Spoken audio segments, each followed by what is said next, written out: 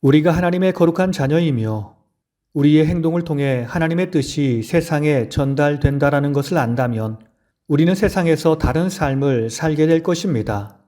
사소한 말로 사람에게 상처를 주는 것이 아니라 따뜻한 말로 사람을 위로하며 힘을 주게 될 것입니다.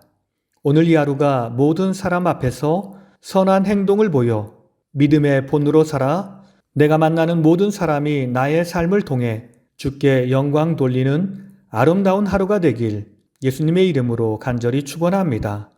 오늘은 에스겔 24장과 25장의 말씀을 통독합니다. 24장 예루살렘 멸망을 상징 행위로 선포하다. 첫 번째 24장 1절에서 14절 예루살렘 포위 당일에 주어진 녹슨 가마로 양고기 삶기의 비유. 1절에서 5절 예루살렘 포위 당일에 주어진 녹슨 가마로 양고기 삶기의 비유 명령. 1절에서 2절 예루살렘 포위 당일의 날짜 곧 오늘의 이름을 기록하라. 3절에서 5절 가마로 양고기 삶기의 비유 제시 명령. 반역하는 족속에게 이 비유를 베풀라. 가마에 물을 붓고 양 한 마리를 잡아 각을 떠서 고기와 함께 뼈를 삶으라.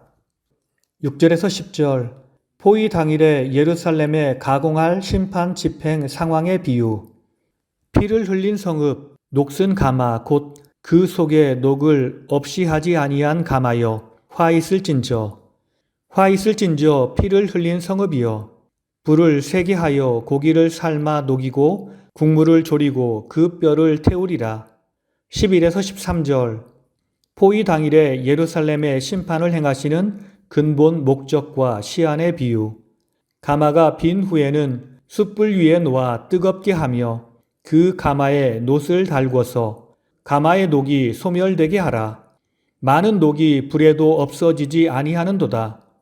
내게 향한 분노를 풀기 전에는 내 더러움이 다시 깨끗하여지지 아니하리라. 14절 포위 당일에 예루살렘 심판의 확고한 집행 의지 천명. 내가 말하였은즉 그 일이 반드시 이루어질지라. 두 번째 24장 15절에서 27절 예루살렘 포위 당일에 에스겔처의 사망과 상징 행위 예언. 15에서 17절 에스겔을 향하신 포위 당일 아침에 아내 사망 간접 통보와 상징적 행위를 지시하시다. 내가 내 눈에 기뻐하는 것을 한 번 쳐서 빼앗으리라. 너는 슬퍼하거나 울지 말라. 상당한 사람처럼 행동하지 말고 초상집에서 먹는 음식물을 먹지 말라. 18에서 19절 에스겔 처의 사망과 상징적 행위의 의미에 대한 백성들의 질문. 내가 아침에 백성에게 말하였더니 저녁에 내 아내가 죽으니라.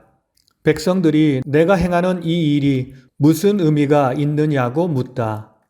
20에서 24절 상징적 행위의 의미 설명으로 예루살렘 함락과 바벨론 포로민들의 놀람을 예언하다.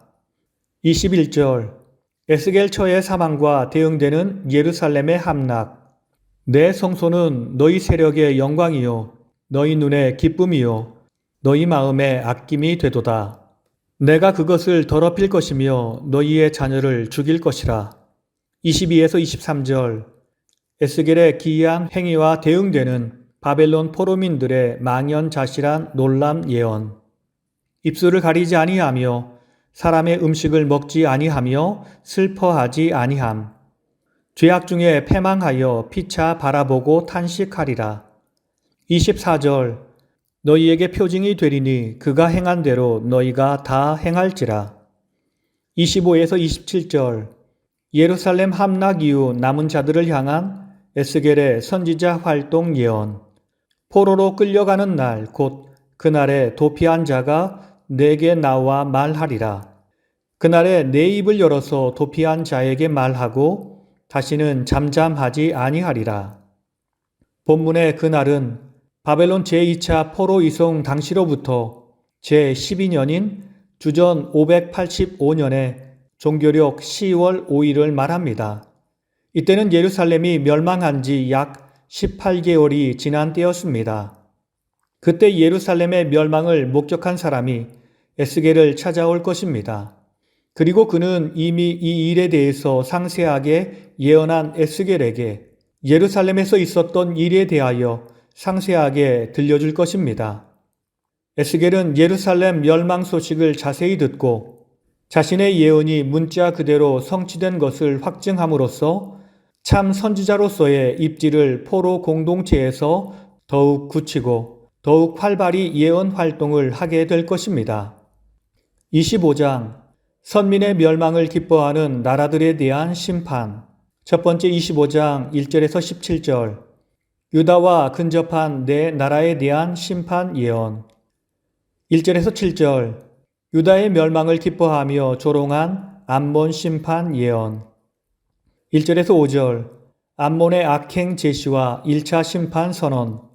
내 성소를 더럽힘을 받을 때에, 이스라엘 땅이 황폐할 때에, 유다 족속이 포로가 되었을 때에 내가 그것을 너무 좋아하였도다. 내가 너를 동방 사람에게 기업으로 넘겨주리라. 라빠를 낙타의 우리로 만들며 암몬 족속의 땅을 양떼가 눕는 곳으로 삼으리라. 6절에서 7절.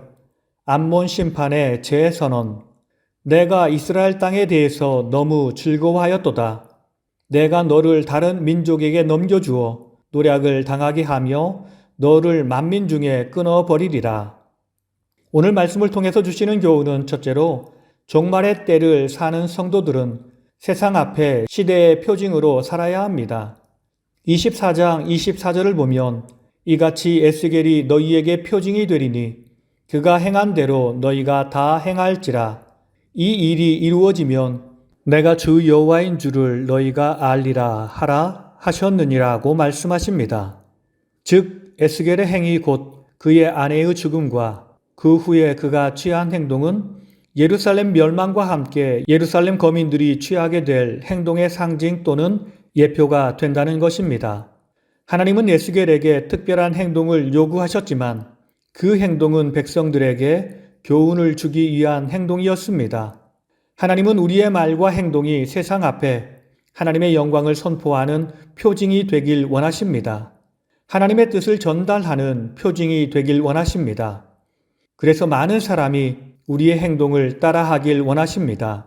그렇습니다. 하나님의 백성은 이 악한 세대를 본받으며 사는 것이 아니라 오직 하나님의 말씀으로 변화되어 주의 뜻을 이루어가는 삶을 살고 우리의 행동을 보며 많은 사람들도 그렇게 주의 뜻을 이루는 삶을 살도록 이끌어 주어야 합니다. 이렇게 살 때 주님이 기뻐하시며 주의 나라가 확장될 것입니다. 우리는 그 사실을 믿고 말과 행동을 조심하며 말씀 따라 살아야 하겠습니다. 두 번째, 다른 사람의 불행을 기뻐하거나 이를 자기 이익의 기회로 삼아서는 안 됩니다. 암몬이 심판을 받게 된 이유는 그들이 이스라엘의 불행을 기뻐했기 때문입니다. 그들은 유다의 불행을 보며 아하 좋다고 소리를 지르며 기뻐했습니다. 손뼉을 치며 발을 구르며 기뻐했습니다. 이러한 행동은 하나님 보시기에 합당한 행동이 아닙니다. 하나님께서 인간을 지으실 때 한 혈통으로 지으셨습니다. 한 형제이며 한 가족인 것입니다. 그런데 암몬은 가까운 형제와 같은 나라를 경쟁 상대로 보았고 항상 싸우려 했습니다. 하나님은 이런 사람을 좋아하지 않으십니다. 자기가 다른 형제를 미워한 것처럼 하나님도 그를 미워하실 것입니다. 그러므로 우리는 항상 주변 사람을 형제로 생각하며 대해야 합니다. 그들이 어려울 때 도와주어야 하고 기뻐할 때 함께 기뻐할 수 있어야 합니다. 그러면 우리가 사는 세상은 주 안에서 행복한 세상, 곧 천국과 같은 삶이 될 것입니다. 이 일을 위해서 주님이 우리를 이 땅에 보내주셨습니다. 오늘 이 하루가 남을 미워하여 지옥처럼 사는 하루가 아닌 남을 사랑하여 천국을 이루는 복된 하루가 되길 예수님의 이름으로 축원합니다. 다 함께 기도하시겠습니다. 사랑이 많으신 하나님 감사합니다. 항상 우리의 마음에 주님이 주신 사랑과 은혜를 채우며 살게 하옵소서. 그래서 주변 사람들의 불행을 슬퍼하고 그들의 기쁨을 즐거워하며 주 안에서 한 형제 자매, 한 가족으로 살아가도록 주여 나를 이끌어 주시옵소서. 주여, 내가 이 세상에서 주의 영광을 선포하는 주의 도구가 되길 원합니다. 나의 말과 행동을 통해 이 땅에 하나님의 온전하신 뜻이 전달되도록 나의 모든 것을 주관하시고 이끌어 주시옵소서. 우리의 본이 되신 예수님의 이름으로 기도드립니다. 아멘.